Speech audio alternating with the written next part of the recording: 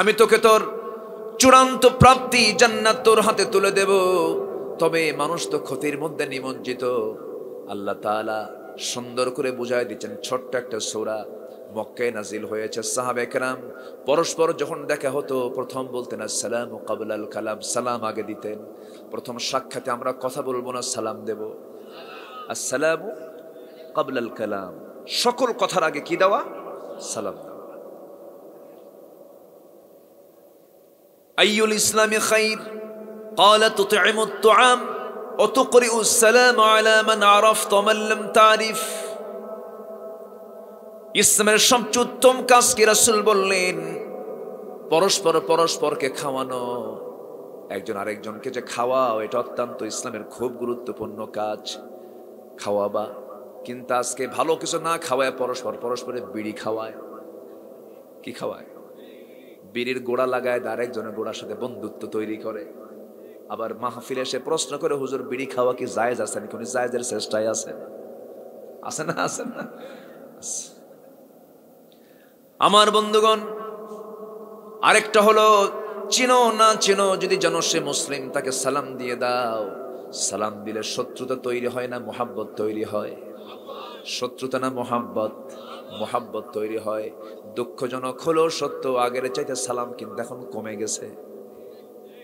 গেছে। কিন্তু সালাম দেয় না, স্ট্যাটাস, শুভ সকাল, শুভ সন্ধ্যা, গুড নাইট, গুড মর্নিং, এরকম বলে না? কিন্তু কোনো কথা নাই। মুসলমানের জন্য সবচেয়ে বড় দোয়া হলো সালাম। সালাম আগে দিবা, সমস্ত বরকত নাজিল হয়। সালাম কার নাম? সালাম কিন্তু আল্লাহর নাম। কার নাম? আমরা লিখি না অনেকের নাম আব্দুস সালাম, সালামের বান্দা। সালামটা কে? সালাম বর্ষিত হোক তোমার উপরে, যেরকম সুবহানাল্লাহ। সালাম দেওয়া, যখন দুইজন সাহাবী সালাম দিয়ে শেষ করতেন সালামের কাজ, সঙ্গে সঙ্গে দুজন মিলে এই সূরাটা পড়তেন, একজন আরেকজনকে শোনায় দিতেন। সবাই বলুন, ওয়াল আসরি ইন্নাল ইনসানা লাফি খাসর ইল্লাল্লাযীনা আমানু ওয়া আমিলুস সালিহাতি ওয়া তাওয়াসাউ বিল হক ওয়া তাওয়াসাউ বিস সবর ওয়াল আসর। সময়ের কসম, এই পৃথিবীতে সবচেয়ে মূল্যবান জিনিস হলো সময়। إن الحمد لله الأكرم الذي خلق الإنسان وكرم وعلمه من البيان ما لم يعلم، فسبحان الذي لا يحصى امتنانه باللسان ولا بالقلم. نشهد أن لا إله إلا الله وحده لا شريك له، ونشهد أن سيدنا وحبيبنا ومولانا محمدا عبده ورسوله الذي أرسله بالحق بشيرا ونذيرا وداعيا إلى الله بإذنه وسراجا وقمرا منيرا. فقد قال الله تعالى في كلامه المجيد وفرقانه الحميد: أعوذ بالله من الشيطان الرجيم. بسم الله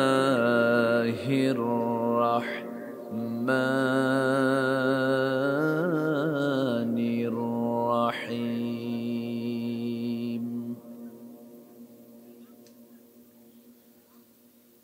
والعصر إن الإنسان لفي خسر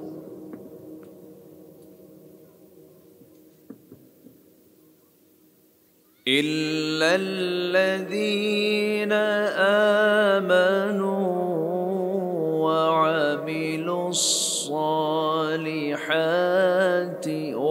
وتواصوا بالحق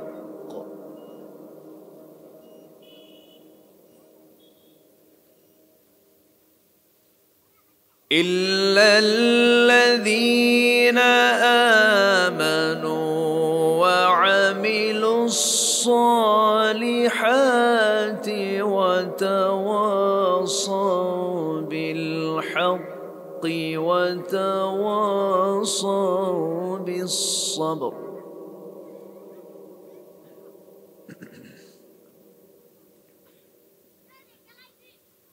الله أكبر. بسم الله الرحمن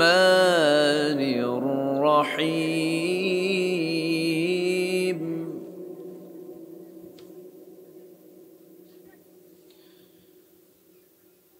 إن الله وملائكته يصلون على النبي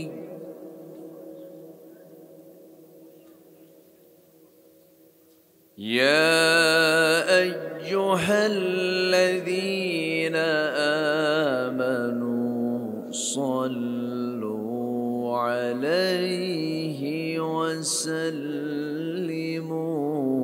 تسليما.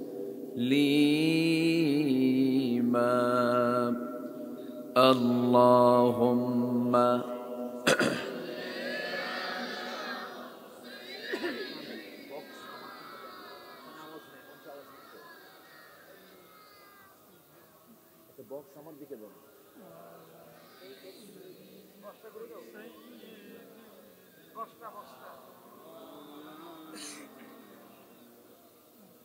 একটু মোহাব্বত দিয়ে নবীর প্রেমে মাতোয়ারা হয়ে জবান খুলে সবাই বলুন আল্লাহুম্মা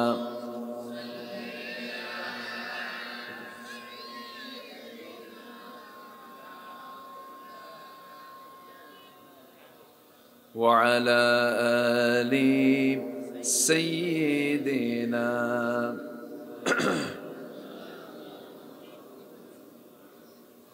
সবাই বলুন বালাগাল উলা বিকামালিহি কাশাফাত তুজা বিজামালিহি হাসুনাত জামিউ খিসালিহি সাল্লু।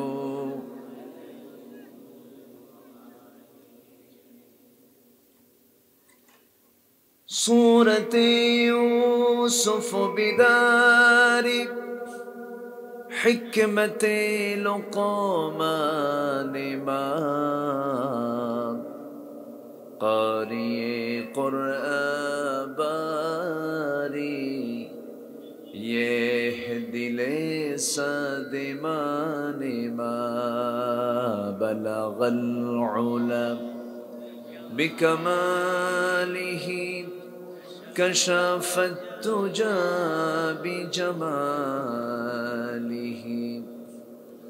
حسنت جميع خصاله سلوا.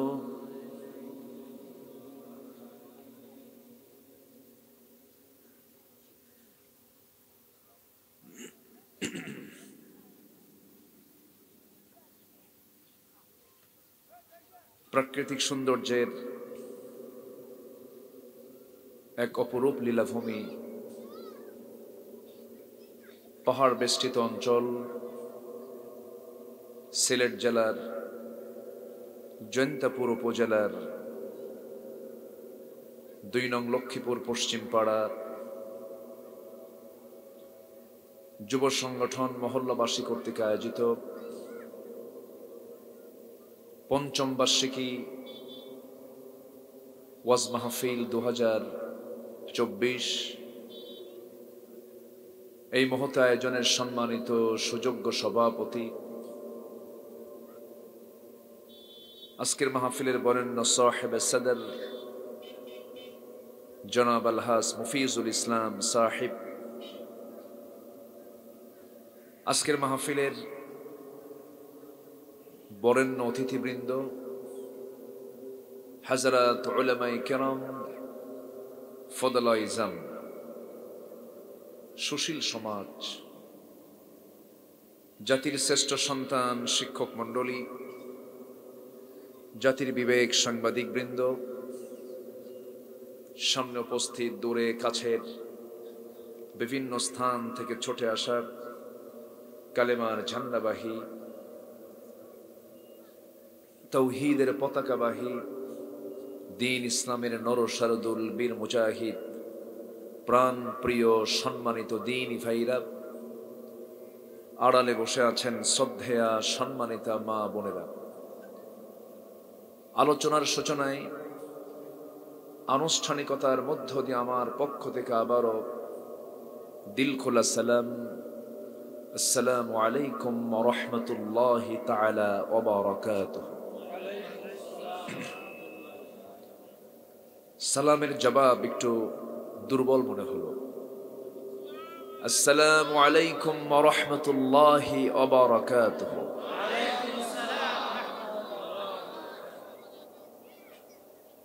সবাই কেমন আছেন? আমাকে প্রশ্ন করলেন। আল্লাহ তাআলা আমাকে আপনার মতোই রেখেছেন, বলছি আলহামদুলিল্লাহ।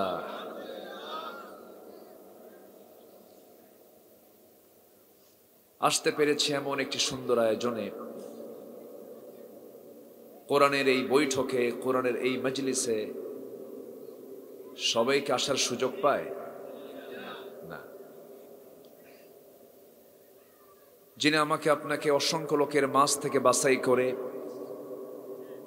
এমন সুন্দর একটা আয়োজনে শামিল হওয়ার তৌফিক দিয়েছেন, শুকর আদায় করছি, মুহাব্বাতান বলে উঠছি আলহামদুলিল্লাহ। আবারও বলছি আলহামদুলিল্লাহ। চিৎকার মেরে বলুন আল্লাহুম্মা ইন্নী আসআলুকা আল হুদা ওয়াত তুকা ওয়াল আফাফা ওয়াল গিনা।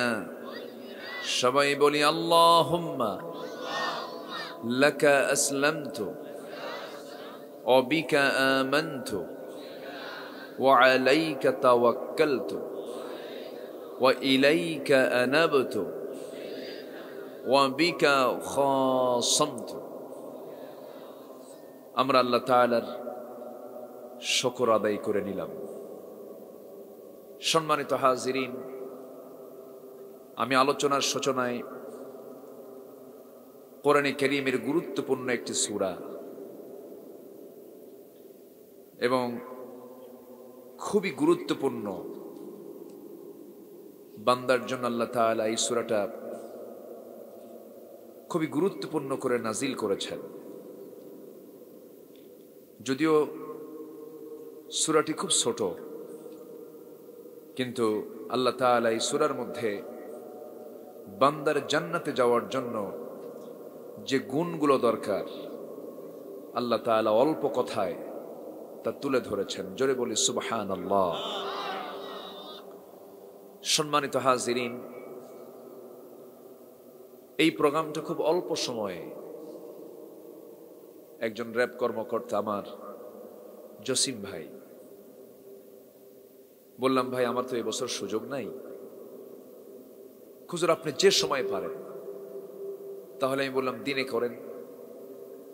হুজুর দিনে তো আমাদের এলাকায় একটু সমস্যা। তো বললাম আমার তো খুব অল্প সময়ের জন্য হতে পারে, সেটা হলো মাগরিব থেকে এশা হয়তো আমি পারবো। হুজুর আপনি যে সময় পারেন। তো আমি আজকে হয়তো শুরুতেই বলে নিচ্ছি, পরিপূর্ণ হক হয়তো আজকে আমি আদায় করতে পারবো না, কারণ অল্প সময় চাওয়া তো। 1 বছর আগে থেকে আমাদের একটু বললে ভালো হয়।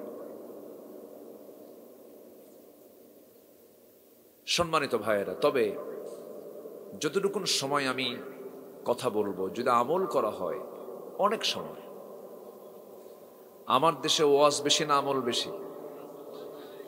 বলেন বলেন। ওয়াজ বেশি, আমল তো নাই। আমলের ঝুড়ি ফাঁকা। জান্নাতে যাওয়ার জন্য বেশি কিছু লাগে না তো। জান্নাত তো আল্লাহ তাআলা আমাদের জন্যই বানিয়েছেন। জান্নাতে তো মানুষই থাকবে, আবার জাহান্নামেও কিন্তু মানুষ থাকবে, কিন্তু সামনে ওয়া লাগাতে হবে, ওয়া মানুষ। কারা থাকবে? ওয়া মানুষ। আর যারা মানুষ তারা কোথায় থাকবে? জান্নাতে থাকবে। তাহলে আমরা মানুষ হতে চাই ওয়া মানুষ না মানুষ? বলেন কি হতে চাই আমরা? মানুষ। মানুষ কাকে বলে? যে হিংসা করে, মিথ্যা কথা বলে, গীবত করে, ওজনে কম দেয়, ঠকায়, থাপড়ায়, মিথ্যা মামলা দেয়, মিথ্যা সাক্ষী দেয়, মানুষকে পেছে ফেলে, ওজনে কম দেয়, জমির আইল ঠেলে, মানুষের রাস্তা হাঁটার পথ বন্ধ করে দেয়, খোটা গাড়ে। এগুলো তো আমার দেশে নাই। আসতে বলে আছে না নাই? আছে। তাহলে আমরা কি মানুষ না অমানুষ? ঠিক আছে না? এই পৃথিবীতে একজন মানুষ যিনি একটি বারের জন্য মিথ্যা বললেন না, অথচ তিনি দেশ চালালেন, রাষ্ট্র চালালেন, ইমামতি করলেন, বিচার করলেন, যুদ্ধ করলেন, অস্ত্র ধরলেন, হিজরত করলেন, পরিবার গড়লেন, সমাজ গড়লেন, রাষ্ট্র গড়লেন, সব কাজ তিনি করলেন, কিন্তু একটা মিথ্যা বলা লাগলো না। তিনি কে? মুহাম্মদুর রাসূলুল্লাহ সাল্লাল্লাহু আলাইহি ওয়াসাল্লাম। তাহলে মিথ্যা না বলে কি করা যায় না? যায়। আচ্ছা বলি, আমার দেশে মিথ্যা কথা সবচেয়ে কারা বেশি বলে? মানুষ তো আছে। মানুষের মধ্যে কোন শ্রেণী, কারা সবচেয়ে বেশি মিথ্যা কথা বলে বলেন তো? বলেন, একটু চিন্তা ফিকির করে বলেন না।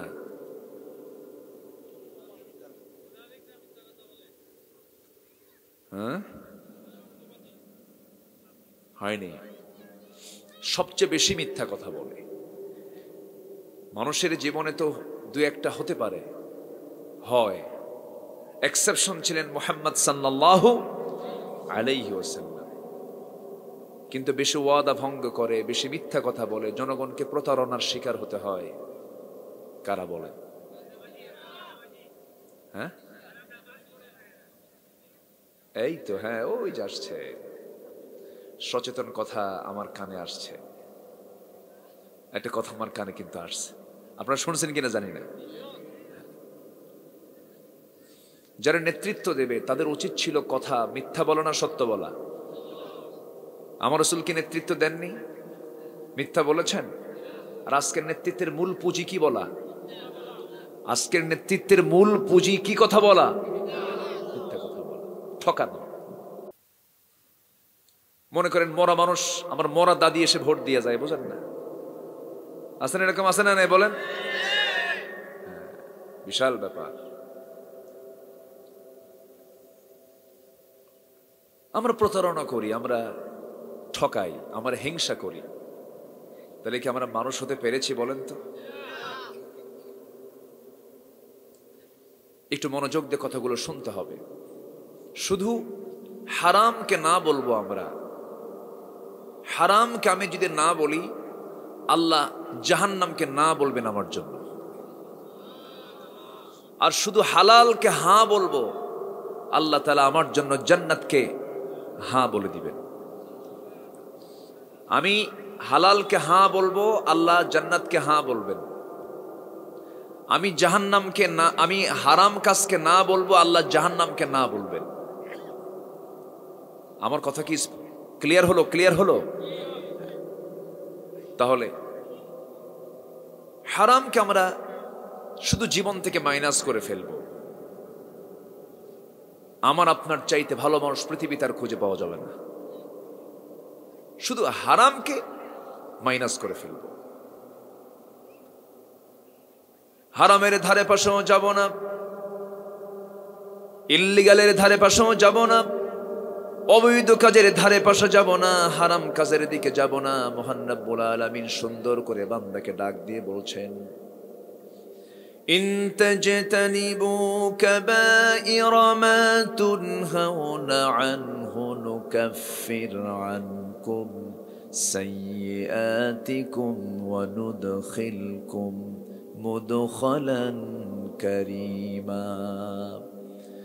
বান্দা, তুমি যদি বড় বড় কবিরা গুনাহগুলো ছেড়ে দাও, হয়তো ছোটখাটো কিছু গুনাহ তুমি করেছো, বড় বড় কবিরা গুনাহগুলো তুমি তোমার জীবন থেকে যদি মাইনাস করে দাও, ছোটখাটো গুনাহ সব আমি আল্লাহ মাফ করে আমি তোমাকে সম্মানজনক জান্নাত আমি তোমার হাতে দিয়ে দেব। কার কথা? আল্লাহর কথা। কি সুন্দর বাবা 3টা মেয়েকে নিয়ে চলে আসছেন মাহফিলে। আলহামদুলিল্লাহ। বাবা নাকি? বাবা 3টা মেয়ে, ছোট্ট মেয়ে।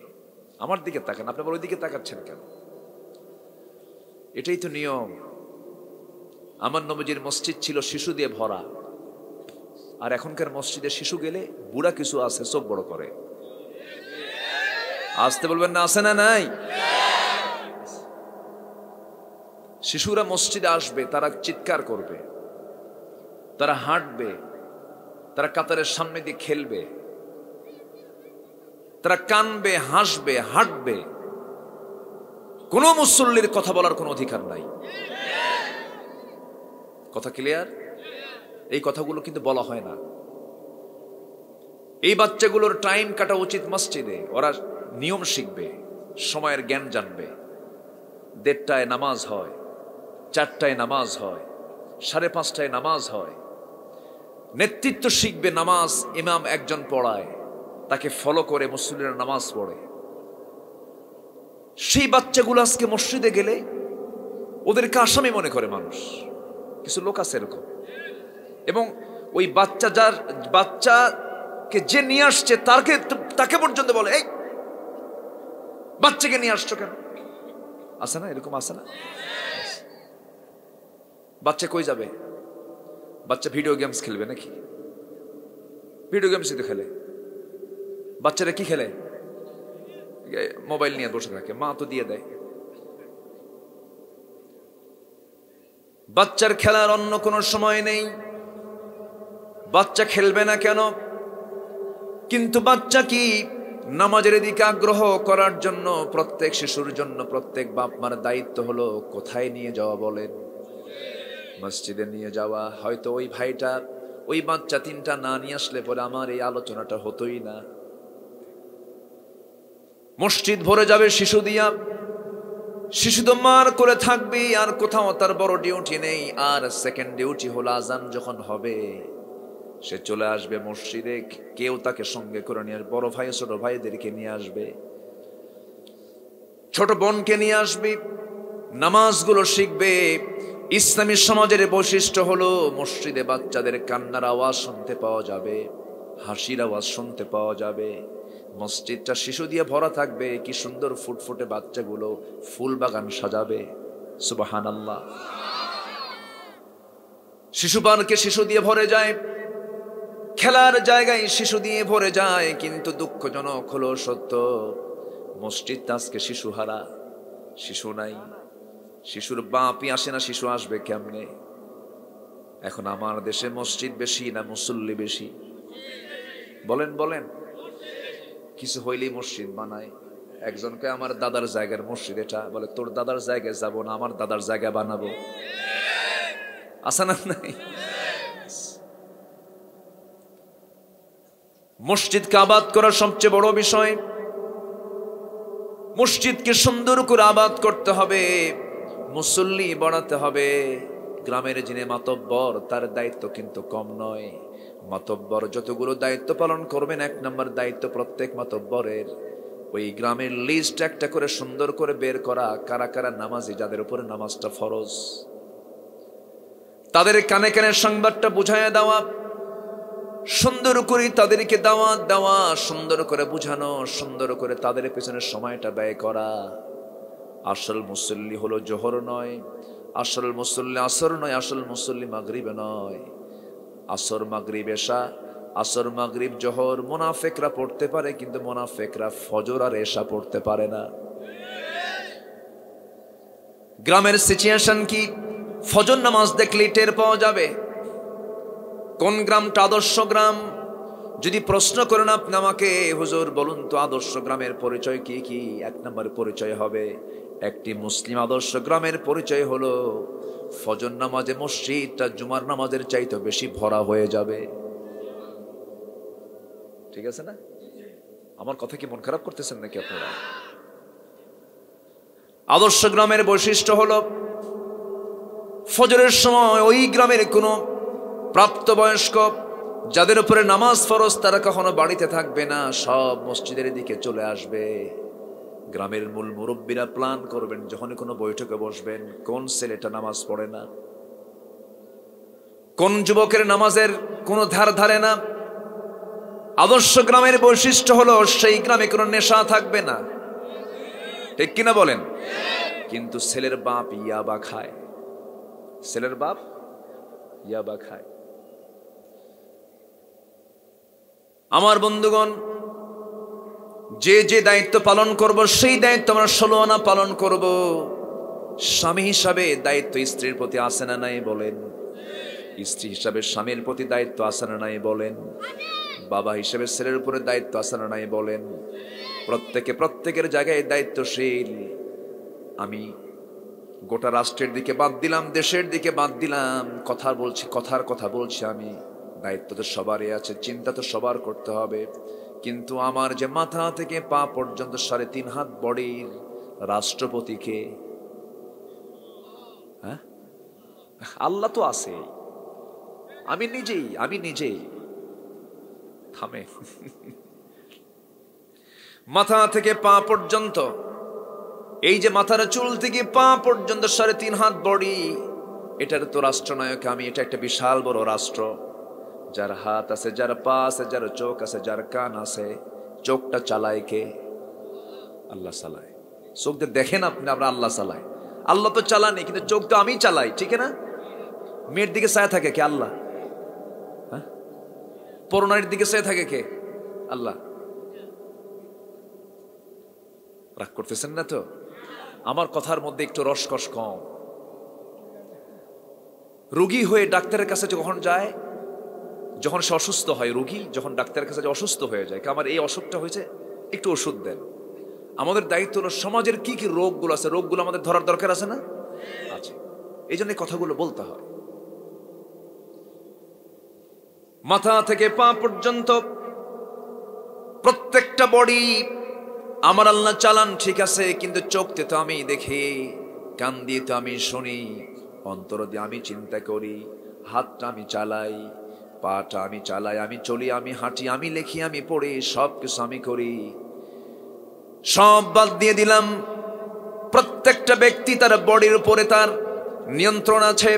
মাথা থেকে পা পর্যন্ত কোনো বান্দা যদি সে তার নিজের দেহটাকে যদি নিয়ন্ত্রণ করতে পারে, খারাপ কিছু দেখব না, খারাপ কিছু শুনবো না, খারাপ চিন্তা করব না, খারাপ কিছু লিখবো না, মিথ্যা সাক্ষী দেব না, শক্তি আছে থাপ্পড় মারবো না, পা দিয়ে আমি হারাম কোনো কাজে যাব না, পা দিয়ে মসজিদের দিকে চলে যাব।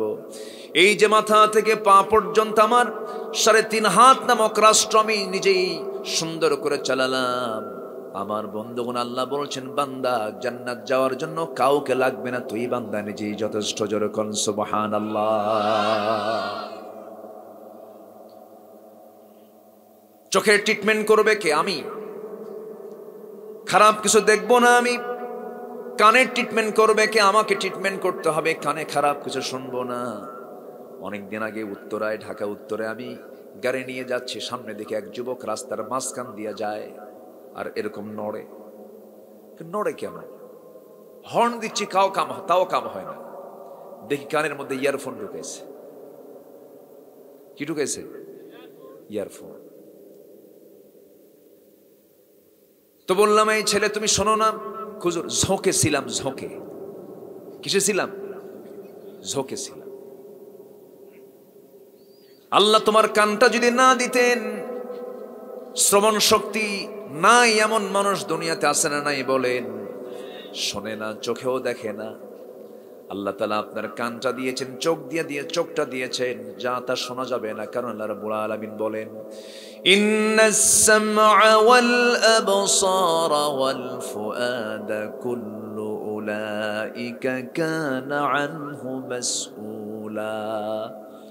শ্রবণ শক্তি, দৃষ্টি শক্তি, অন্তর শক্তি সব জিজ্ঞাসিত হবে আল্লাহর কাছে। এই জন্য যা ইচ্ছা তাই করা যাবে না। খাও দাও, ফুর্তি করো, দুনিয়াটা মস্ত বড়। এই কথা ভালো বান্দার না শয়তানের? কার কথা? শয়তানের। আমার বন্ধুগণ, এই দুনিয়াতেই অনেক বান্দা অনেক কিছু করতে পারে না। এখানে যারা বসে আছেন, ধরুন সিলেট স্টেডিয়ামে খেলা হবে, আপনি যেতে পারবেন, টিকিট কেটে খেলা দেখতে পারবেন। কিন্তু এই সিলেটের অনেক বাসিন্দা আছে যারা জেলখানায় থাকে, তারা কি খেলা দেখতে পারবে নাকি? পারবে না। কারাগারের কয়েদি দেখতে পারবে না কেন? কারাগারের যে কোড আছে, যে সিস্টেম আছে, যে আইন কানুন আছে, সে আইন কানুনকে ফলো করতে গিয়ে সে যেতে পারবে না। সেও নাগরিক, আপনিও নাগরিক। আপনি যেতে পারছেন, সে যেতে পারতেছে না। এই দুনিয়াতে ইমানদারের জীবনটা হলো আদ-দুনিয়া সিজনুল মুমিন ওয়া জান্নাতুল লিল কাফির। দুনিয়াটা হলো মুমিনদের জন্য কারাগার, মুমিনদের জন্য কারাগার।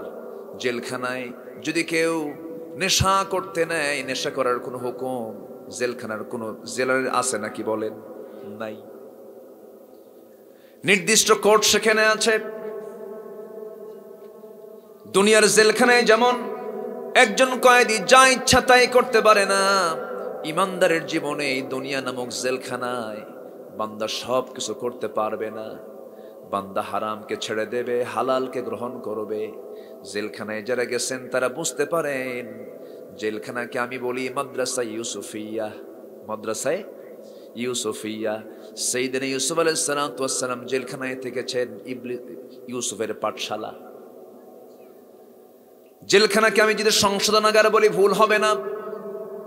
সংশোধনের জায়গা হলো সেখানে, সেই জায়গাটা। জেলখানায় গেলে পরে বাস্তবতা কিছু ফিল করা যায়। আমার নবীও জেল খেটেছেন, ইউসুফ আলাইহিস সালাম জেল খেটেছেন, আবু হানিফা রাহমাতুল্লাহ আলাইহি জেল খাটতে খাটতে জেলখানায় দুনিয়া থেকে বিদায় নিয়েছেন। আমার দেশেও 13টা বছর দিনের কথা বলতে বলতে, 50টা বছর দিনের কথা বলতে বলতে 13 বছর জেল খেটে হাসতে হাসতে জেলখানায় দুনিয়া থেকে বিদায় নিয়েছেন। আছে না নাই? এই দুনিয়া তো পার হয়ে যাবে ভাই, এই দুনিয়া পার হবেই। কিন্তু আল্লাহ বলছেন, বান্দা আমি তোকে অত্যন্ত দরদ করে আদর করে বলছি, ওয়ালা তামুতুন্না ইল্লা ওয়া আনতুম মুসলিমুন। মুসলমান না হয়ে মরিস না রে বান্দা। আমার কাছে মুসলমান হয়ে আয়, আমার কাছে ইমানদার হয়ে আয়। আমি তোকে তোর চূড়ান্ত প্রাপ্তি জান্নাত তোর হাতে তুলে দেব। তবে মানুষ তো ক্ষতির মধ্যে নিমজ্জিত। আল্লাহ তাআলা সুন্দর করে বুঝায় দিচ্ছেন। ছোট্ট একটা সূরা, মক্কায় নাজিল হয়েছে। সাহাবা একরাম পরস্পর যখন দেখা হতো, প্রথম বলতেন আসসালামু ক্বাবলাল কালাম, সালাম আগে দিতেন। প্রথম সাক্ষাতে আমরা কথা বলবো না, সালাম দেব। আসসালামু ক্বাবলাল কালাম, সকল কথার আগে কি দেওয়া? সালাম দেওয়া। আইয়ুল ইসলামি খাইর ক্বালা তুতঈমুত তুআম ওয়া তুকরিউস সালাম আলা মান আরাফতা ওয়া মান লাম তারিফ। ইসলামের সবচেয়ে উত্তম কাজ কি রাসূল বললেন? পরস্পরকে খাওয়ানো। একজন আরেকজনকে যে খাওয়াও, এটা অত্যন্ত ইসলামের খুব গুরুত্বপূর্ণ কাজ।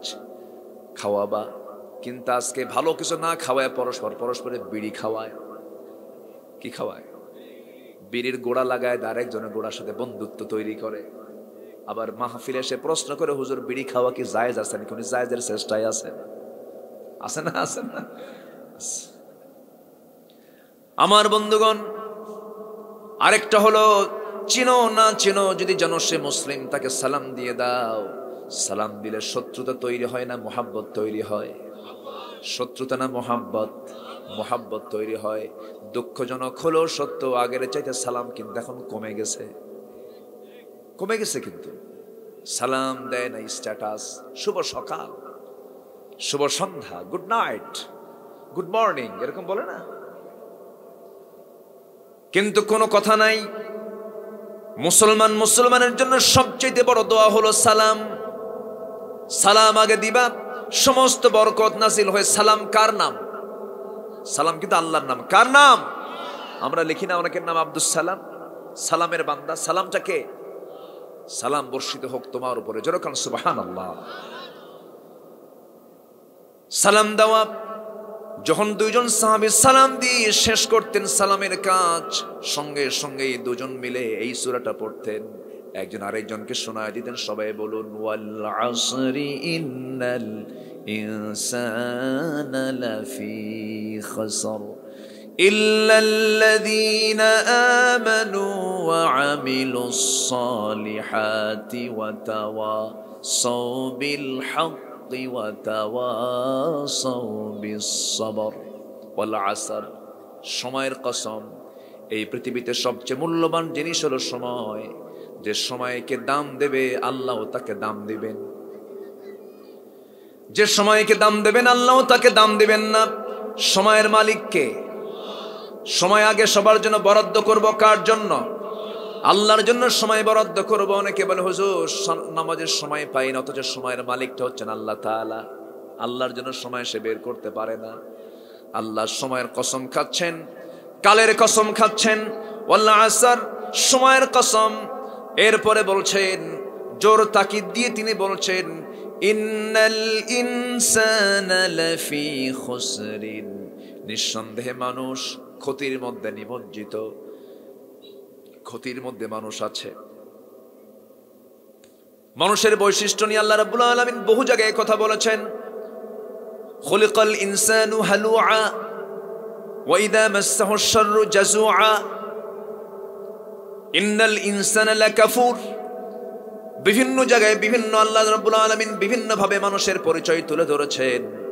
এখানে আল্লাহ তাআলা বলছেন, নিঃসন্দেহে মানুষ ক্ষতির মধ্যে নিমজ্জিত, তবে ইল্লা, তারা ছাড়া, যাদের মধ্যে চারটা গুণ, তারা কখনো ক্ষতিগ্রস্ত হবে না। জোরে বলি সুবহানাল্লাহ।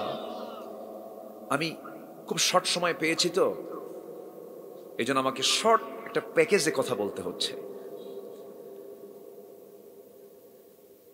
ধরুন কালকে ঈদের দিন, আপনি ঈদের জামাতে যাবেন, শার্ট পরে যাবে না পাঞ্জাবি পরে যেতে হয়?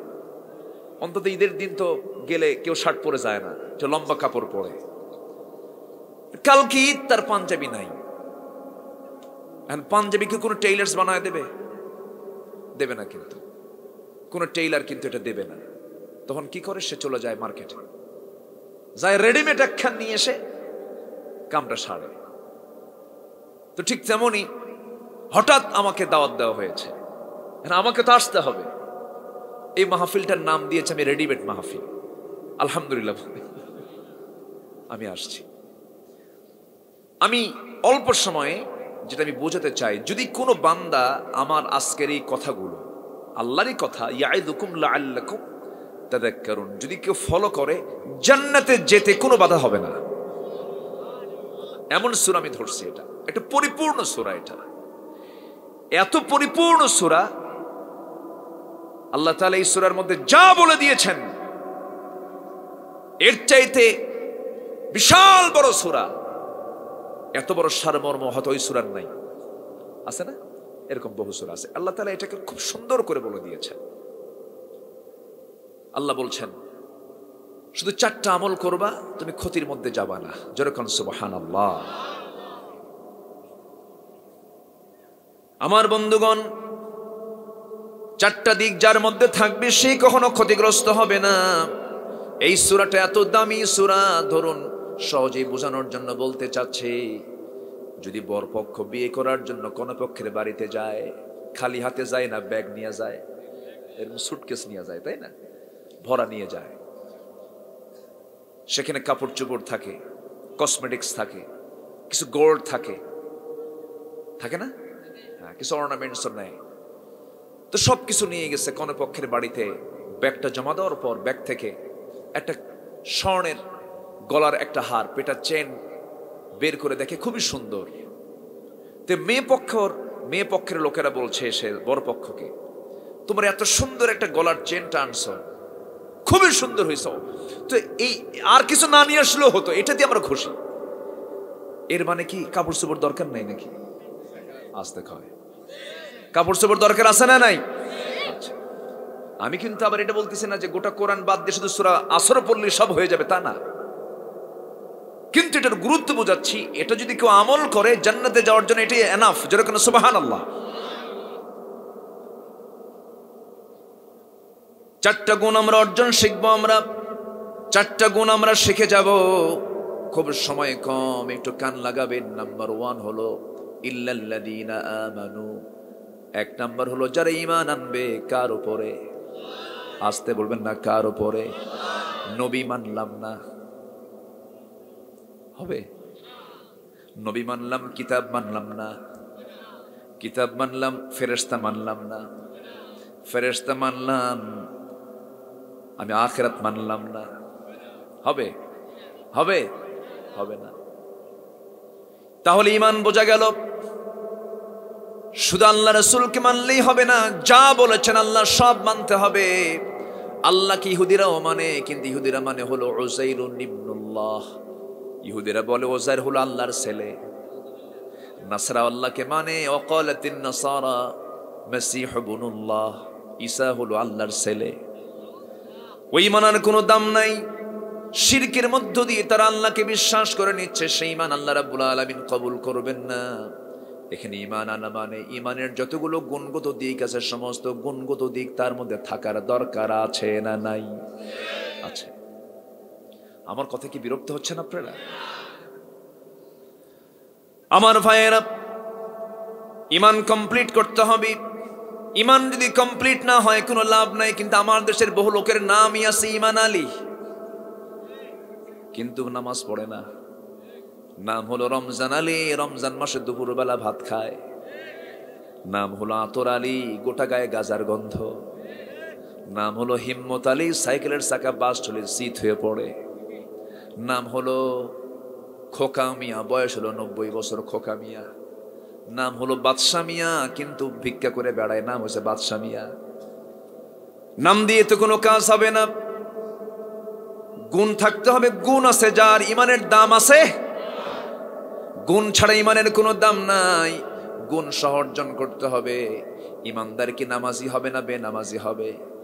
আল্লাহর কাছে সবচেয়ে বড় অপরাধ হলো নামাজ ছেড়ে দেওয়া। আল্লাহর কাছে সবচেয়ে বড় অপরাধ কি? ছেড়ে দেওয়া। আজকে আমার দেশে সবচেয়ে বড় অপরাধ কি হয়?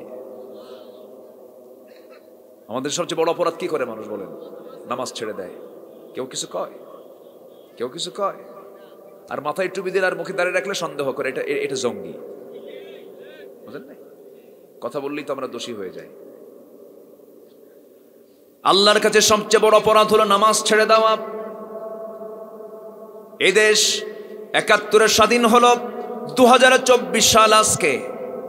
90% মুসলমানের দেশ। কি নেতৃত্ব আমরা পেলাম যে নেতাগুলো নামাজের কথা বলে না, ঠিক কিনা? ওই সমস্ত নেতৃত্বের মুখে আমরা জুতা মারি, থুতু মারি।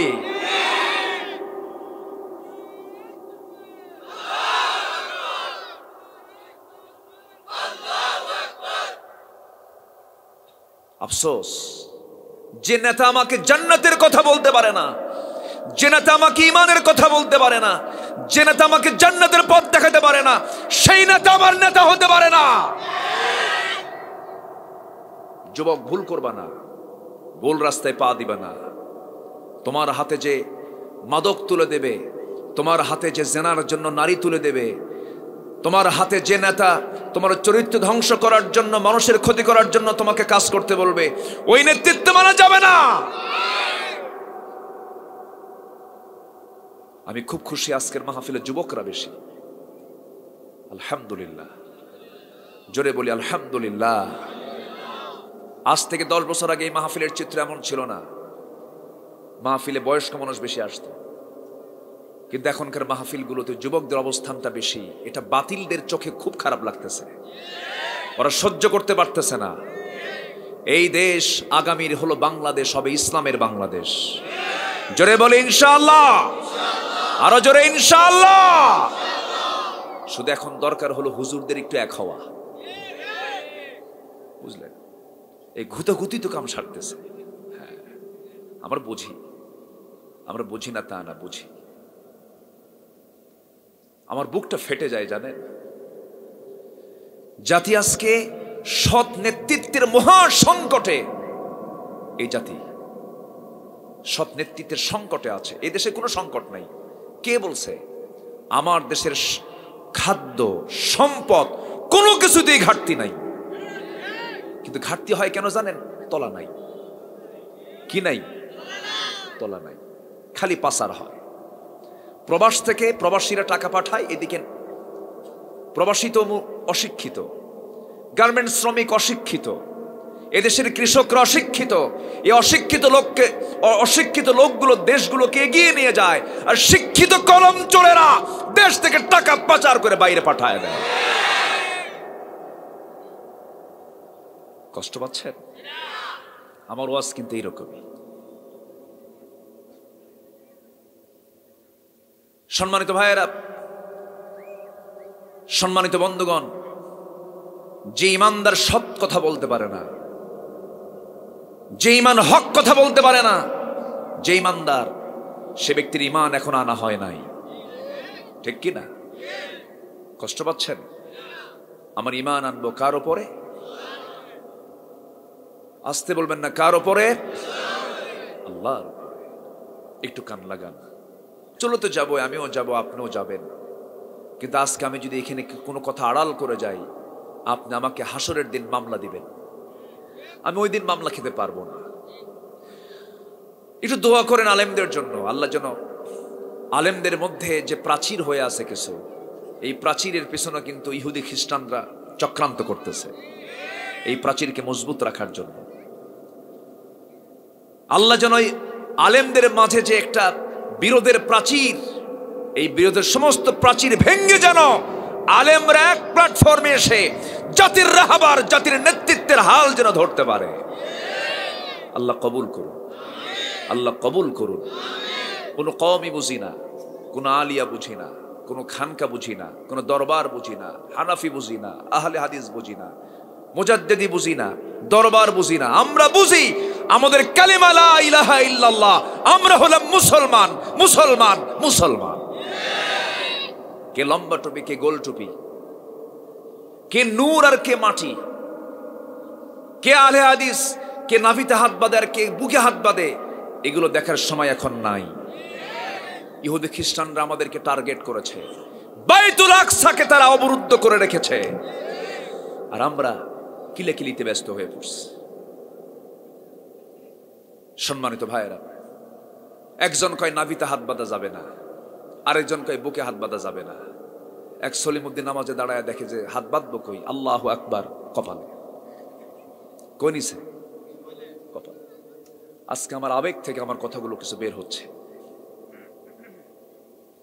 আমাদের কারণে না জানে আল্লাহ তাআলা পাকড়াও করেন কিনা। আল্লাহ আমাদের সবাইকে তুমি আল্লাহ দিন বুঝার তৌফিক দাও। জোরে বলি আমিন, আরো জোরে আমিন। উম্মার দরদ। আসি আলাইহিস সালাতু ওয়াস সালামের স্বামী হলো ফেরাউন, তাহলে ফেরাউনের ঘরে কে? আসিয়া। ঈমান আছে না নাই? আর মুসলমানের ঘরে আজকে মহিলা আসিয়া, ঈমান নাই, খালি মার্কেটে দৌড়ায়। আছে না নাই? আছে না নাই? স্বামীকে ধমক মেরে কয়, তুমি কি মার্কেট বুঝো? শাড়ির দাম 300 দিয়ে আসো 700 টাকা, থোক, তুমি সংসার শেষ করে ফেলবা। ঢং ঢং করে 3 পিস পয়রা চুলখান ছেড়ে দিয়ে দোকানদারের সামনে গিয়ে ঠ্যাঙের উপরে ঠ্যাং উঠায় দিয়ে বলে, ভাইয়া একটা শাড়ি দেখানো যাবে কি? দোকানদারও কম না, শাড়ি একখান বের করে নিজের গায়ে লটকা দিয়ে বলে, আপা এই শাড়ি কিন্তু আপনাকে দারুণ মানাবে। ওটা আরেক বদমাইশ, পর্দা নাই। বন্ধু আসে বন্ধুর বাড়িতে, বন্ধু বলে তার বউকে, যা দরজা খোল, আমার বন্ধু আসছে। এটা কি বন্ধুর চরিত্র? স্বামীর চরিত্র এমন হবে? বন্ধুর দরজা খোলার জন্য বন্ধু আগায় যাবে না বউ আগায় যাবে? বন্ধু। সব এলোমেলো আজকে। আমার বন্ধুগণ, একটু কান লাগান। ফেরাউনের ঘরে আসিয়া থেকে আসিয়া ইমানটাকে টিকে রাখলেন। আজকে মুসলিমের ঘরে মেয়েরা থেকে ইসলামটাকে টিকে রাখতে পারে না। ইমান তো খুব মজবুত জিনিস, ইমান সস্তা জিনিস নয়, ইমানটাকে টিকে রাখতে হবে। আসিল সালাম শেষ পর্যন্ত ইমানের মাঠে হেরে গেছেন না টিকে গেছেন? টিকে গেছেন। এমনি আল্লাহ তাআলা আসিয়ার নামটা কোরআনে কোট করেননি, সূরা তাহরিম সাক্ষী হয়ে আছে, কিয়ামত পর্যন্ত মানুষ এই আসিয়ার ইতিহাসগুলো জানবে। আল্লাহ তাআলা আসিয়াকে এত সুন্দর করে কবুল করে নিয়েছেন যে আসিয়ার দোয়াটা আল্লাহ রাব্বুল আলামিন কোরআনে কোট করে দিয়েছেন। জোরে বলি সুবহানাল্লাহ। কার দোয়া? আসিয়ার দোয়া। আসিয়ার দোয়া আল্লাহ তাআলা কোরআনে এটাকে উঠায় দিয়েছেন। লোকমানকে আল্লাহ তাআলা কেন কবুল করেছেন? লোকমান আলাইহিস সালামের ওয়াজ, আমি হেরে যাব 50 বছর পরে, আপনি আমাকে পাবেন না। হেরে যাব, ভুলে যাবে মানুষ, না আমার গন্ধ থাকবে না। আব্দুল্লাহ আমিন মারা গেছে, কয়দিন মনে রাখবে মানুষ। কিন্তু লোকমান কি ওয়াজ করেছেন, কেমন বাপ ছিলেন যে ওয়াজটা করেছেন। ওয়া হুয়া ইয়াইদুহু ইয়া বুনাইয়া লা তুশরিক বিল্লাহ। আল্লাহ বলছেন, ওরে লোকমান, আমি তোর ওয়াজ এত সুন্দর করে কবুল করে নিলাম, তোর ওয়াজটা হুবহু কোরআনে আমি আল্লাহ তাআলা তুলে দিলাম। জোরে কোন সুবহানাল্লাহ। সূরা লোকমান আছে না? লোকমানের ওয়াজ, লোকমানের সূরা লোকমানের ওয়াজ, সন্তানদেরকে তিনি ওয়াজ করেছেন। ওয়াজ মূলত সন্তানদের সামনে তো করতে হবে। প্রত্যেক বাপ যদি সন্তানকে ওয়াজ করতো, আজকে সন্তানদের এগুলো খারাপ হয়? আসিল সালাম শেষ পর্যন্ত কি করলেন? ইমানটাকে টিকে রাখলেন। ফেরাউন বলল, আসিয়া শুনলাম তুমি নাকি কালেমা পড়েছো। আসিয়া বলছেন, স্বামী আমার শুনবেন কেন? আপনি দেখেন, আশহাদু আল্লা ইলাহা। ফেরাউন সঙ্গে সঙ্গে বলছে, আসিয়া এত বড় বেঈমান তুমি। দেখেন বেঈমান কি করে, ও নিজেই তো বেঈমান। তুমি এত বড় বেঈমান, আমার সঙ্গে তুমি এরকম 2 নাম্বারই করলে। আসিয়া বলছেন, না রে স্বামী, আমি তো সত্য পেয়েছি। মুসা সত্য, মুসার দিন সত্য, তাওরাত সত্য। ফেরাউন বলছে, আসিয়া শোনো, আমি সব জানি, মুসাও সত্য, মুসার আল্লাহও সত্য। এবার আসিয়া বলছেন, স্বামী আপনি সব বোঝেন তো মানেন না কেন? ফেরাউন কয়, সিয়ার কি? আস্তে কয় কি? এই চেয়ারে টিকে থাকার জন্য এখনো এরকম ফেরাউন মার্কা লোক আছে না নাই? আছে না নাই? সব বোঝে, কিন্তু বোঝে না, বোঝে। ফেরাউন শেষ পর্যন্ত বলে ফেললো, আসিয়া শোনো, আমার পরিবারটা টিকে রাখো। তুমি আমার বউ, তুমি হলে ফার্স্ট লেডি অফ ইজিপ্ট। এই ইজিপ্টের, এই মিশরের তুমি হলে ফার্স্ট লেডি। তুমি যদি আমার অবাধ্য হও, আমার মান সম্মান থাকে কোথায়? এবার আসিয়া বলছেন, শোনেন আমার স্বামী, ইমানের সঙ্গে কোনো আপোষ নাই, ইমানের সঙ্গে কোনো। কুল ইন কানা আবাউকুম ওয়া আবনাউকুম ওয়া ইখওয়ানুকুম ওয়া আজওয়াজুকুম ওয়া আশীরাতুকুম ওয়া আমওয়ালুন ইকতারাফতুমুহা ওয়া তিজারাতুন তাখশাউনা কাসাদাহা ওয়া মাসাকিন তারদাউনাহা হাব্বা ইলাইকুম মিনাল্লাহি ওয়া রাসূলিহি ওয়া জিহাদিন ফি সাবিলিহি। জোরে বলি আল্লাহু আকবার। স্বামী, ছেলে, সন্তান, সম্পদ, বাড়ি, ঘর, সব কিছুর চাইতে বেশি প্রিয় হতে হবে কাকে? নাম্বার 2 হচ্ছে মুহাম্মদ সাল্লাল্লাহু আলাইহি ওয়াসাল্লাম। সঙ্গে সঙ্গে আসসালাম চূড়ান্ত রায় যখন দিয়ে ফেললেন, ফেরাউন বলছে, আসিয়া তুমি কি জানো তোমাকে মেরে ফেলবো আমি? আসিয়া বলছেন, নাকের মধ্যে জান্নাতের ঘ্রাণ পাচ্ছি। চিন্তা করেন, আরে আমার দেশে এমনও পরিবার আছে, একই বাবার 4 সন্তান, 4টা ভাই, 4 দল করে। কি সুবিধা দেখেন, 4 ভাই। তাহলে দেশে তো আর কোনো দল থাকলো না, সব দল ওই পরিবার করে। যে দল ক্ষমতায় আসে, বাকি 3 ভাই কয়, তুই 5 বছর চালা, এরপর আমরা তোরে চালাবো, যা। আছে না নাই বলেন? এরপরে হজ 3 বার করে আসা, কয় আমি তো হাজি। এত সস্তা জান্নাত না, এত সস্তায় জান্নাত পাওয়া যাবে না। আসিয়া বলেন তো, একটা দেশের রাষ্ট্রপ্রধানের বউয়ের দাম বেশি না রাষ্ট্রপ্রধানের দাম বেশি? চেয়ারম্যান বড় না চেয়ারম্যানের বউ বড়? ভালো করে রাখো। আরেকজন কইছে বউ, ওই বউ।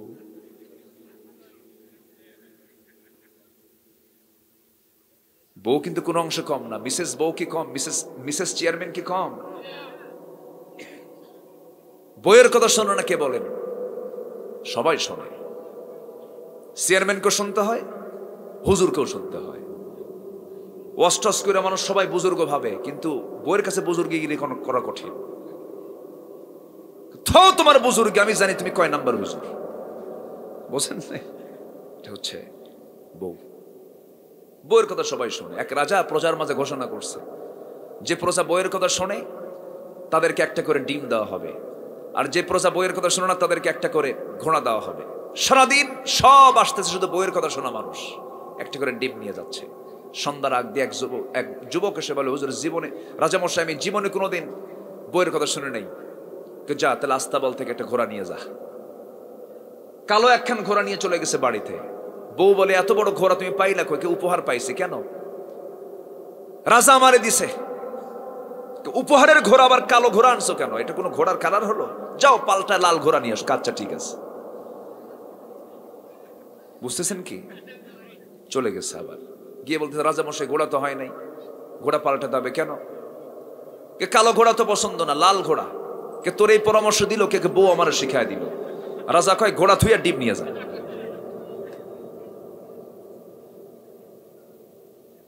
সন্ধ্যার পরে রাজা রানীর সামনে দাঁড়ায় আছে। রানী কয়, রাজা মশাই পাইছেন কি? পাইছেন এরকম লোক পাইছেন যে বইয়ের কথা শোনে না? কে পাইছেন আমি একটা, তাও দেখি বইয়ের কথা শোনে। রানী বলছে, রাজা মশাই শোনেন, এতটুকুন ঠকান ভালো না। যারা বইয়ের কথা শুনে তাদেরকে অন্তত ডিম না দিয়ে 5 কেজি করে চাল দেন। একজনের ঘোড়া দিবেন, আরেকজনকে ডিম দিবেন, এটা হলো 5 কেজি করে। আচ্ছা ঠিক আছে। পরের দিন মন্ত্রী বৈঠকে বলতেছে, শোনো, ওই যারা বইয়ের কথা শুনে তাদেরকে ডিম না দিয়ে 5 কেজি করে চাল দেওয়া হোক। খাদ্যমন্ত্রী বলেন, রাজামশাই এই পরামর্শ আপনাকে দিল কে? বউ আমার শিখা দিল। কথা বোঝেন নাই? কিন্তু রাজাও কার কথা শোনে? বউ কিন্তু গুরুত্বপূর্ণ একটা পদ। আসিয়া ফেরাউনের মতো একজন ব্যক্তির স্ত্রী হয়েও, নাগরিক সর্বোচ্চ সুবিধা পেয়েও সব কিছুকে মাইনাস করলেন। পরিবার ধ্বংস হলো, সংসার গেল, সামাজিক মর্যাদা চলে গেল, দুনিয়ার সমস্ত সুযোগ সুবিধা বাদ দিলেন। সামান্য দলীয় পদ রক্ষা করার জন্য ইমান বেঁচে খাওয়া লোক আছে না? আসতে বলবেন না, আছে না? নাই। আর আসিয়া কি করলেন? সব দিলেন, ইমান কি করলেন? ঠিক রাখলেন, ইমানটাকে টিকে রাখলেন। শেষ পর্যন্ত কি হলো? আসিয়া আলাইহিস সালাতু ওয়াস সালামকে ধরে নিয়ে বলে ফেললো, ফেরাউন, আসিয়া তোকে আমি দুনিয়া থেকে বিদায় করে দেব। জাল্লাদকে ডাকা হলো, অনেক লম্বা তাফসীর। জাল্লাদকে ডাকা হলো, 2 হাত 2 পা বেঁধে ফেলা হলো। আসিয়া আলাইহিস সালাতু ওয়াস সালামের কপালে করাত নিয়ে এসে হাজির করা হলো। আসিয়া আলাইহিস সালাতু ওয়াস সালাম সেই সময় 2টা হাত উঁচু করে বলতেছে, আল্লাহ মালিক, আমার তো কেউ নাই তুমি ছাড়া। রব্বি বিনিলি ইনদাকা বাইতান ফিল জান্নাহ ওয়া নাজ্জিনি মিন ফিরআউনা ওয়া আমালিহি। আয় আল্লাহ তাআলা, তুমি আমার জন্য বানায়া দাও, ইনদাকা তোমার কাছে, তোমার মানে কে? ইনদাকা তোমার কাছে। মুরব্বি এখানে বসে আছেন। ইনদি আমার কাছে, ইনদি আমার কাছে, ইনদাকা তোমার কাছে। আল্লাহ তাআলা কি রক্ষা করে বলছেন, আল্লাহ আমি তোমার কাছে, আমি চাচ্ছি তুমি আমার জন্য বানায়া দাও, ইনদাকা তোমার কাছে, বাইতান একটা ঘর, ফিল জান্নাহ জান্নাতের মধ্যে। কিন্তু সেই জান্নাত আমি চাই যে জান্নাতের ঘরটা হবে তোমার ঘরের দেওয়ালের সাথে। আল্লাহ তুমি আমাকে কেমন একটা ঘর দিবা। আমি বড় জান্নাত চাই না, বুয়ুতান বলা হলো না, বাইতান ফিল জান্নাহ, একটা ঘর তুমি আমাকে দিবা তোমার ঘরের সাথে। ওয়ানাজ্জিনি মিন ফিরাউন, ফিরাউনের অকর্ম থেকে তুমি আমাকে বাঁচাও, দুষ্কর্ম থেকে তুমি আল্লাহ আমাকে বাঁচায়া দাও।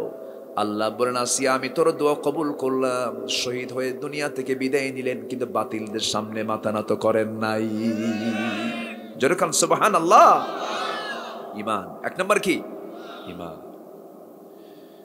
ওয়া আমিলুস সালিহাত, আল্লাহ যেখানে ঈমানের কথা বলেছেন সেখানে সালিহাতের কথা বলেছেন। সূরা কাহফ, ইন্নাল্লাযীনা আমানু ওয়া আমিলুস সালিহাতি কানাত লাহুম জান্নাতুল ফিরদাউসি নুজুলা খালিদিনা ফিহা লা ইয়াবগুনা আনহা হিওয়ালা। ঈমান আছে, আমল নেই, কাজ হবে না। আমল আছে, ঈমান নেই, তাও কাজ হবে না। আমেরিকার সবচেয়ে বড় ধনীদের তালিকার ধনী বিল গেটস, সমস্ত সম্পত্তির বিশাল অংশ সে দান করেছে। সে তার দান কোনো কাজে আসবে না, কারণ তার কি নাই? ঈমান নাই। ঈমান আছে, আমল নাই, হবে না। আমল আছে, ঈমান নাই, হবে না। দুটাই লাগবে। কে বলছেন? এরপরে বলছেন ওয়াতাওয়াসাউ বিল হক, যারা পরস্পরে হকের দাওয়াত দেবে, হকের পক্ষে কথা বলবে, হকের দাওয়াত যারা দেবে। হক মানে হলো ইসলাম, হক মানে দিন, দিনের কথা যারা বলবে, সত্যের কথা যারা বলবে। ওয়াতাওয়াসাউ বিস সাবর, এই দিন হকের দাওয়াত দিতে গিয়ে পরস্পরে তোমরা ধৈর্যের পরিচয় দিবা, সবর ধরবা, ধৈর্যশীল। এই পৃথিবীতেও কেউ বিজয়ী হতে হলে ধৈর্যের দরকার। জান্নাত পেতে হলেও কি দরকার বলেন? ধৈর্যের দরকার। পরিবার গড়তে হলেও ধৈর্যের দরকার। যে স্বামী বেশি ক্ষেপে তার সংসার হয় নাকি? হয় না তো। যে স্বামী বেশি ক্ষিপ্র মেজাজ, বউ তো মনে মনে করে এটা মরবে কোন দিন। ধৈর্যের দরকার। এই চারটা কাজ, ঈমান, আমলে সালেহ, হকের দাওয়াত, ধৈর্যের উপরে টিকে থাকা, এই চারটা কাজ যদি কোনো বান্দা করে, আল্লাহ নিজে বলছেন এই সমস্ত বান্দাগুলো কখনো ক্ষতির সম্মুখীন হবে না। এই বান্দাগুলো জান্নাতি। জোরে কোন সুবহানাল্লাহ। কার কথা? ইন্নাল্লাযীনা আমানু ওয়া আমিলুস সালিহাতের ব্যাখ্যা হলো সূরা কাহাফ। ঠিক আছে না? সূরা কাহাফের ওই আয়াতটা প্রমাণ করছে এই দুইটা কাজ করলে আল্লাহ 1 নাম্বার জান্নাত দিবেন। জোরে কোন সুবহানাল্লাহ। কোরআন তেমন একটি কিতাবের নাম, একটা আয়াতের ব্যাখ্যার একটা আয়াতে আছে না নাই বলেন? ইহদিনাস সিরাতাল মুস্তাকিম। সিরাতুল মুস্তাকিমটা কি? সূরা ইয়াসিনে চলে যান, ওয়া আনি'বুদুনি হাদা সিরাতুল মুস্তাকিম। আল্লাহু আকবার বলেন। এই চারটা কাজ আমরা শিখব। সবাই 5 ওয়াক্ত নামাজ পড়ি না? আমরা 5 ওয়াক্ত নামাজ পড়ব। কারা কারা একটু হাত তুলে দেখান। জোরে বলি ইয়া আল্লাহ। আরো জোরে ইয়া আল্লাহ। আমাদেরকে 5 ওয়াক্ত সালাত আদায় করার তৌফিক তুমি আল্লাহ দিয়া দাও। জোরে বলি আমিন। আরো জোরে আমিন। আরো জোরে আমিন। হাত নামান। আমার সময় একদম শেষ, আমি আর পারছি না। কই জসিম ভাই? আমি খুবই লজ্জা পাচ্ছি। মনে হচ্ছে আমি আরো কথা বলি, কিন্তু আমার আজ থেকে 2 বছর আগে এই ডেটটা নেওয়া। আমার রাতের যে প্রোগ্রামটা আছে, বেশি দূরে না, মাত্র জুড়ি। জুড়ি চিনেন? নাম শুনছেন? কোন জেলা বলেন তো? কুলাউড়া জুড়ি। এটা কি ওই পাড়া? অনেক দূর, কিন্তু আঁকাবাঁকা ওই পাহাড়ি রাস্তা, রাজনগর দিয়ে আমাকে ঢুকতে হবে। সেখানে আমার 8:30টায় বয়ান। আমি খুব রিস্ক নিয়ে, আমার জসিম ভাই তার মধ্যে আবার র্যাব কর্মকর্তা, বুঝেন না, আমারে বলতেছে হুজুর একটা ডেট দিতেই হবে, সম্মানী মানুষকে সম্মান তো দিতে হয়। উনি চাইছেন, আমি না, ওটা আমি এমনি মজা করে বললাম, আমার দিনই ভাই বলেই আমি গ্রহণ করেছি। তো আমি যা আসছি এবার অল্প সময়ের জন্য, রাগ করছেন না? খুশি হয়েছেন? সবাই খুশি হয়েছেন তো? আমি বছর আমি আপনাকে খুব বেশি খুশি করতে পারছি না। আমি এতটুকু ওয়াদা দিয়ে যাচ্ছি, আগামীতে যদি আমি আসি, আমি সময় দিয়ে আসবো। জোরে বলি ইনশাআল্লাহ। জোরে বলি ইনশাআল্লাহ। আমাদের গোটা দেশে যেতে হয়, অনেক জেলা বাদ পড়ে গেছে এবছর। ঝালকাঠি যাওয়া হবে না, পটুয়াখালী যাওয়া হবে না, রাঙ্গামাটি যাওয়া হবে না, এরকম করে অনেক জেলা বাদ পড়ে গেছে। কিন্তু আল্লাহর কি মেহেরবানি, এই জয়ন্তপুরে আমি 2বার আসলাম এবছর। দিনের বেলা আসছিলাম জাফলং, দিনে ছিল মাহফিল, রাতে ছিল আমার মানিকগঞ্জ। বিমান দিয়ে উড়াল দিয়ে আসছি পাখির মতো, মাহফিল করে আবার ছোঁ দিয়ে চলে গেছে আবার ঢাকায়, ওখান থেকে চলে গেছে মানিকগঞ্জ। ছাড়ে না মানুষ। আসলাম, আল্লাহ যেন এই সম্পর্ক যেন হাসর পর্যন্ত গড়ায় দেন। জোরে বলি আল্লাহুম্মা আমিন। জি সম্মানিত ভাইয়েরা, আমি খুবই খুশি, আমি আনন্দিত। আমি সবার কাছে একটু উদাত্ত আহ্বান জানাবো। আজকে যে মসজিদটার উদ্যোগে মাহফিল, এই মসজিদ কেন্দ্রিক মাহফিল, যুব সমাজ এই কষ্টটা করেছে। মসজিদের কিছু জিনিস লাগবে না? বেশ কিছু জিনিস লাগবে। ভিতরের কি থাই গ্লাস, কার্পেট আপনি দিবেন, আর ওই জায়গায় মুসল্লি নামাজ পড়বে, সওয়াব পাবেন আপনি কিয়ামত পর্যন্ত। জোরে বলেন সুবহানাল্লাহ। তো আমি চাচ্ছি, কোন কোন ভাই আছেন, আমি এখানে 30 জন ভাইকে দেখতে চাই। 30 জন ভাই, বেশি নেব না। কোরআন কয় পারা বলেন তো? 30 পারা। আমি 30 জন ভাইকে আমি দায়িত্ব নিতে বলবো যে 1 পারার দায়িত্ব নেবেন। কোরআনের সুন্দর বরকত একটা সংখ্যা 30 পারা। 30 জনকে আমি দেখতে চাই, অন্তত 2000 করে দিবেন টাকা। পারবেন না? 2000 করে দিতে পারবেন না? কত টাকা কত দিকে চলে যায় দেখি। কে কে এক পাড়ার দায়িত্ব নিয়েছেন? একজন, 2 জন, 3 জন, 4 জন, 5 জন, 6 জন, 7 জন, 8 জন, তারপরে কই 9 জন, 10 জন, 11 জন। আপনি না, আপনি বেশি দিবেন।